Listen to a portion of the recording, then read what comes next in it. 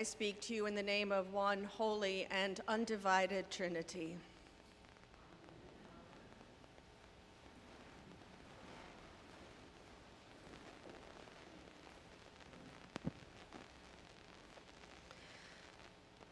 Elijah, perhaps one of the best known of the Hebrew prophets, is a good guy prophet. If there was a prophet Olympics today, Elijah would be guaranteed a gold medal. But in the prelude to our story this morning, Elijah has managed to get into some pretty deep trouble.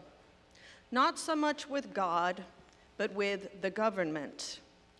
And as much as we complain about our government at times, as scary as it sometimes gets, trust me when I say that our government is not yet close to being in the same league as that of Israel in Elijah's time. The king of Israel had married a woman named Jezebel. You may be familiar with the name. Jezebel was a worshiper of the Canaanite gods, with a special affection for a god named Baal.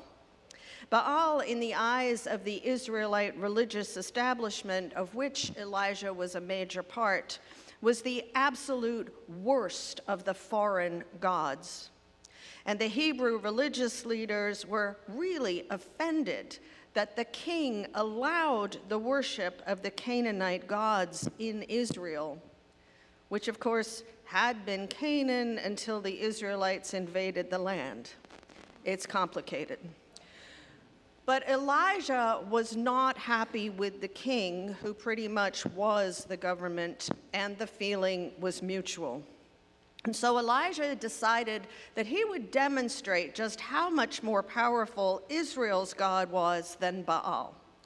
So he sets up a showdown between Team Baal and Team God, in which all 450 of Baal's prophets built an altar to Baal, and little old Elijah built an altar to God. It was 450 to 1. Then each team got a bull, cut it in half, and placed it on the altar. The idea was that whichever team got its god to make the bull go up in flames first was the winner, and therefore the one worthy of being worshipped. So 450 prophet-strong Team Baal started chanting and wailing and dancing, and nothing happened. So they upped the ante by cutting themselves and sprinkling their blood on the altar. Meanwhile, Elijah is lying back, watching all of this, laughing and heckling. Hey, what's wrong with your God? Has he gone on vacation? Then when Baal's prophets start to run out of energy, Elijah stands up and says, all right, gather around, come in close, and watch how it's done. Elijah did not lack confidence in himself or in God. So to make his feat even more impressive, Elijah has people soak the altar, the bull, and the ground all around it with water. Then he stands back, whispers, "Go, God." And immediately the whole shebang is up in flames, just like that. And Elijah finishes with a flourish by single-handedly killing all of Team Baal. Jezebel was not amused, particularly when Elijah made the less than politically astute move of gloating about his victory. So the next day, Jezebel vows to do to Elijah what he and his God did to her 450 prophets.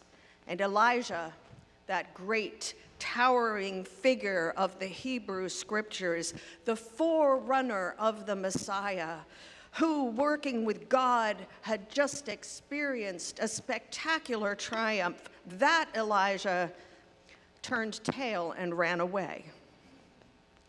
From gloating and triumph to running away in 24 hours. And not only does Elijah run away, But he runs off feeling extraordinarily sorry for himself.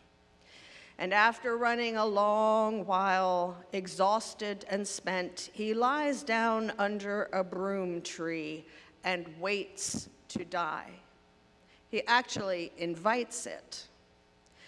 And while part of me really wants to make fun of Elijah for fleeing, wants to ask him what happened to his trust in the God he was so cockily evoking just hours before, I completely get it.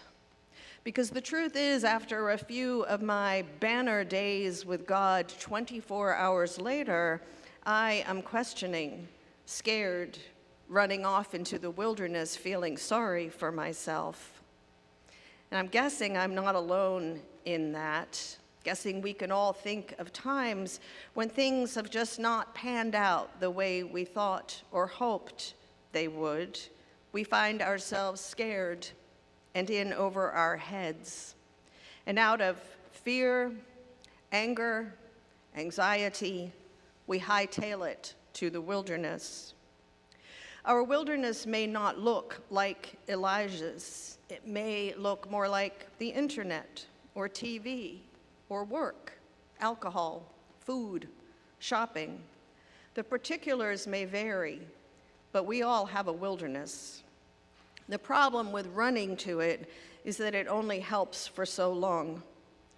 Pretty soon you collapse from exhaustion, lying on your bed or under a broom tree, feeling sorry for yourself, scared, frustrated, hopeless, saying, I give up.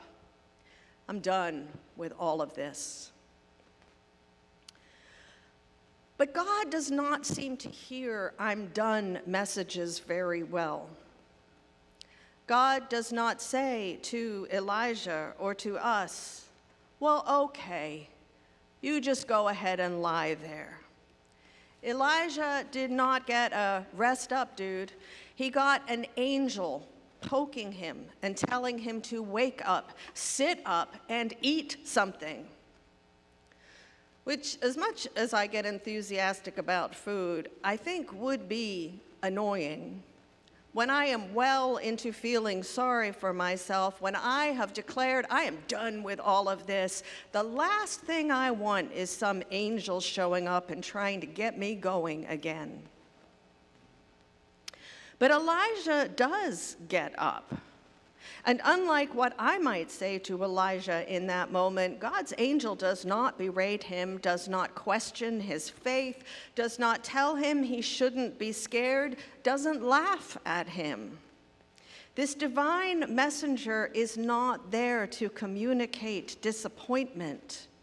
The angel is there to feed him. And Elijah has the sense to eat what the angel offers, the bread of life and the water of salvation. Of course, while his mouth is still full, he lies right back down and tries to go to sleep again. But this patient and persistent angel of God tells him to get up and eat. The angel knew what Elijah did not, that his journey with God was not yet over, and that he would need strength to continue. Now, why God sent that angel is something only God and the angel know, but I have a few hunches. One is that the angel was a sign that God was still present. No matter how it felt in the moment, Elijah was not alone. Whatever shenanigans Jezebel might be up to, God would see Elijah through it. Not necessarily fix it, but God would be right by Elijah's side. And the other is that God is letting Elijah know that he is not, in fact, done, that there will be a next act. And God gave Elijah exactly what he needed to get there: food, strength for the journey. We may find ourselves at various times at a point in our journey, our profession, our call, our lives, where things don't look exactly as we had planned or had hoped. We had a pretty good idea where we were headed, and this is not it.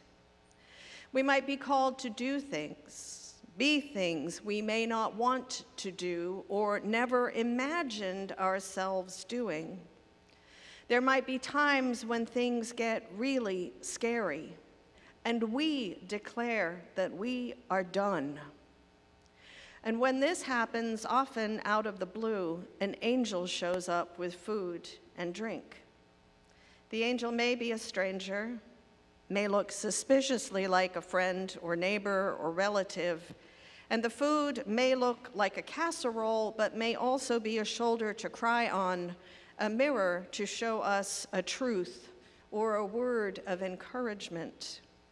But whatever form God's messenger takes, the messenger is there, assuring us that we are not alone and that we are not done. Our job, no matter what our situation looks like, is to trust that God will send a messenger loaded down with bread and water, which, when you get right down to it, is what faith is all about.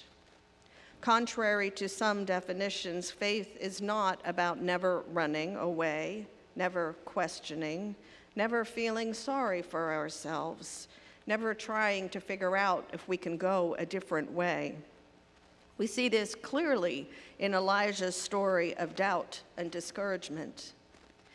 It is about knowing that with God we are never alone and we are never done. As long as we have breath, we are on a journey with God, our companion on the way. And we know that an angel is never far away, bread of life in hand, and challenging us even now, get up, eat. You will need strength for the journey that is ahead of you, urging us to take the nourishment that God offers, because no matter how it feels, or what you've lost, or what we're dreading, or what we've done, we are not done yet. Get up, eat. May it be so.